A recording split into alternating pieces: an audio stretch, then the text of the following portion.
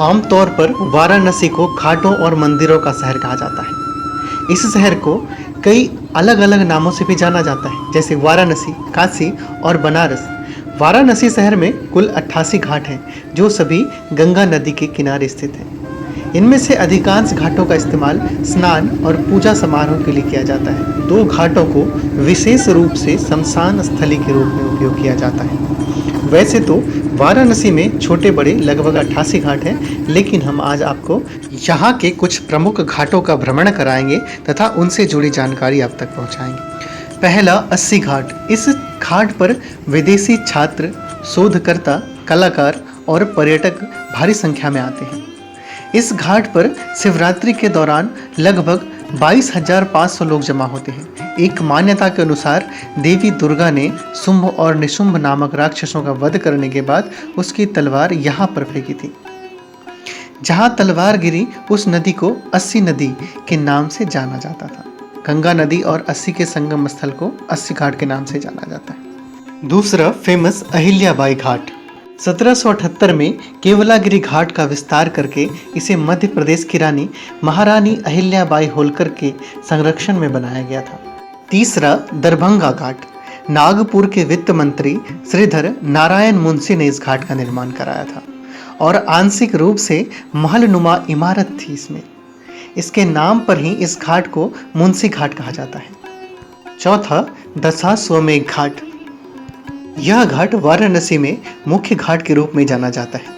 यह विश्वनाथ मंदिर के करीब स्थित है और सबसे शानदार घाटों में से एक है। भगवान ब्रह्मा ने भगवान शिव का स्वागत करने के लिए इसे बनाया था। जहां महाराजा जयसिंह द्वारा निर्मित एक वेधशाला है। इस घाट की गंगा आरती बहुत प्रसिद्ध है, जो प्रतिदिन शाम को की जाती है। पांचवां दिगपतिया घाट। 1830 में दिगपटिया के राजा ने बनवाया था। छठा नारद घाट।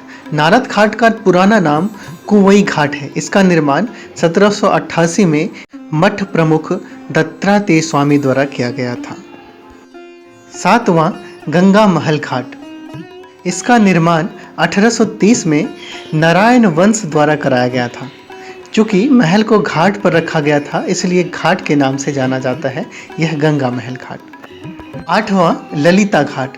नेपाल के दिवंगत राजा ने इस घाट का निर्माण वाराणसी के उत्तरी क्षेत्र में करवाया था। नौवां राजा हरिश्चंद्र घाट। हरिश्चंद्र घाट वाराणसी के सबसे पुराने घाटों में से एक है। इस घाट का नाम पौराणिक राजा हरिश्चंद्र के नाम पर पड़ा था, जिन्होंने कभी सत्य और दान की दृढ़ता के लिए यहाँ शमशान घाट पर काम किया था।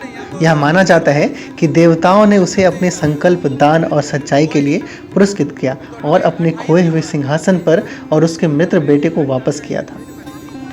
और 10वें घाट में हम बात करेंगे मणिकर्णिका घाट की। कहा जाता है कि देवी सती के जलते हुए शरीर को भगवान शिव जब हिमालय से लेकर जा रहे थे, तब शरीर के हिस्से पृथ्वी पर जाकर गिरे। जहाँ जहाँ देवी सती के शरीर के टुकड़े गिरे, वहाँ भगवान शिव की शक्ति पीठ की स्थापना की। मणिकर्णिका घाट पर माता सती के कान का आभूषण गिरा था। यह वाराणसी की सबसे प्रसिद्ध, पवित्र और पुराने घाटों में से एक है। इस घाट पर हिंदू रीति रिवाजों से अंतिम संस्कार किया जाता है। तुलसी घाट यह वही स्थान है जहाँ महान कवि तुलसीदास का निधन हुआ था। इस जगह का दक्षिणी घाट पर्यटकों के बीच सबसे लोकप्रिय। 80 घाट 80 और गंगा नदियों के संगम पर स्थित है और एक पीपल के पेड़ के नीचे स्थापित बड़े शिवलिंगम के लिए प्रसिद्ध है। इस घाट का अत्यधिक धार्मिक महत्व है और पुराणों तथा कई चीज़ों में इसका उल्लेख किया गया है। 80 घाट वाराणसी और स्थानीय लोगों का दिल माना जाता है। दशाश्वमेध घाट वाराणसी का यह वह स्थल है जहां भगवान ब्रह्मा ने दशा अश्वमेध यज्ञ किया था। यह घाट एक धार्मिक स्थल है और यहाँ कई तरह के अनुष्ठान किए जाते हैं। यहाँ हर शाम आयोजित होने वाली गंगा आरती के लिए सबसे प्रसिद्ध माना जाता है और हर दिन सैकड़ों लोग इसे देखने आते हैं। गंगा आरती का देखना ऐसा अनुभव है जिसे शब्दों में बयां नहीं किया जा सकता। आइए हमारे साथ गंगा आरती का दर्शन करने।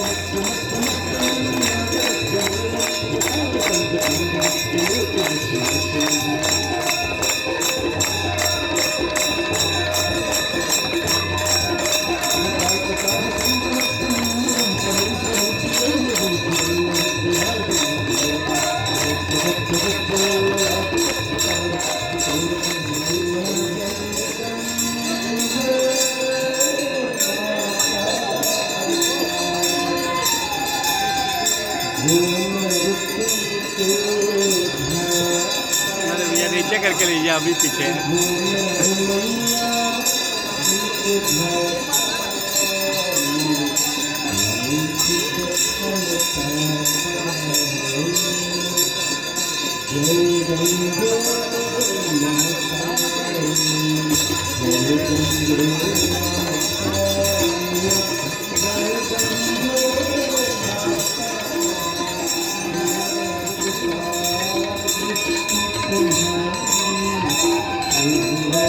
Thank you.